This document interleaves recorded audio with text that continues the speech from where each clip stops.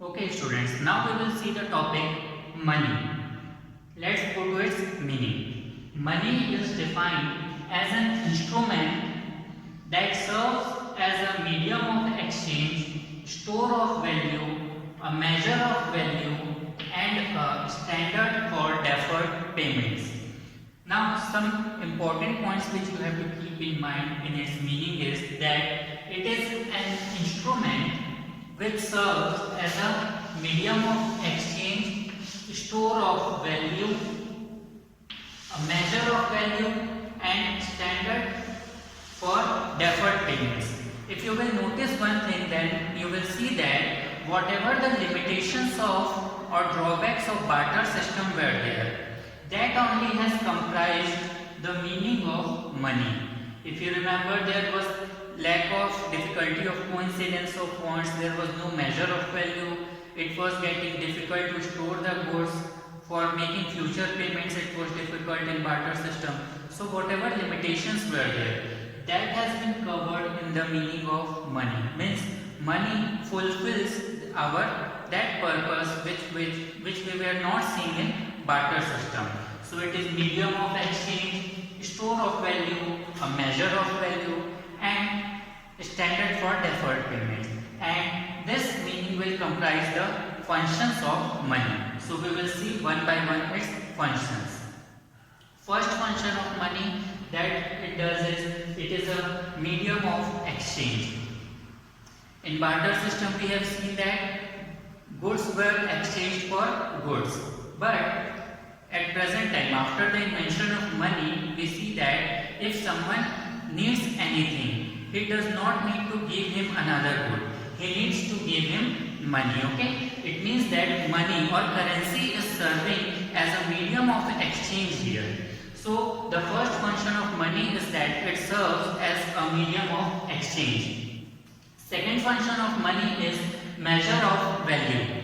In barter system limitation we have seen that it was difficult to measure the value if there was exchange of wheat and gold. So there was no connection between them. Okay, because both had different values and that value we were unable to measure.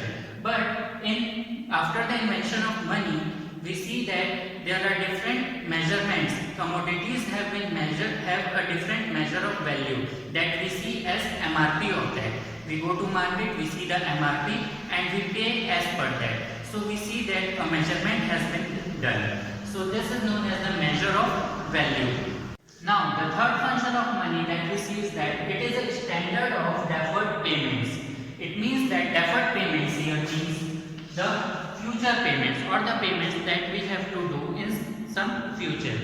Now let's take an example. Suppose we have taken loan or money in credit from someone. So if we have money, monetary value, we can easily pay them in future along with the principal money and interest also.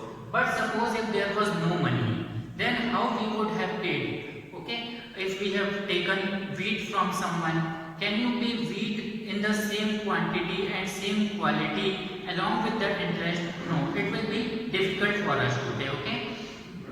But as we have money here, a monetary value, we can easily have measure the value and pay the required amount in the future. So it was another function. Then the next one is store of value.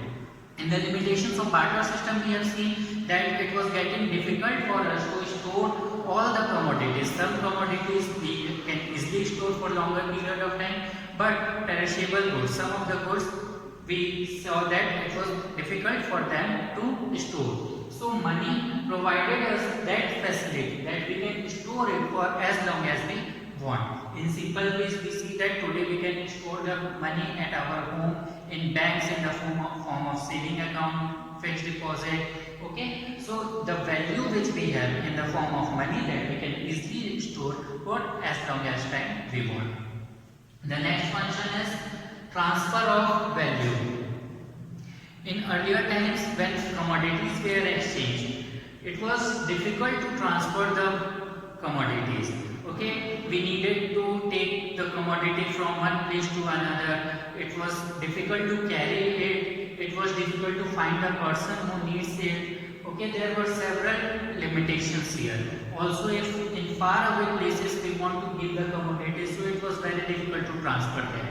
But money, we can easily transfer the money from one person to another. We can easily give someone money, we can easily carry it. And if we talk about the present time, net banking or internet facility has made it very easy. We can easily transfer money from one account to another via internet. So it is also a convenient function of money that we can easily transfer the value. Thank you, students.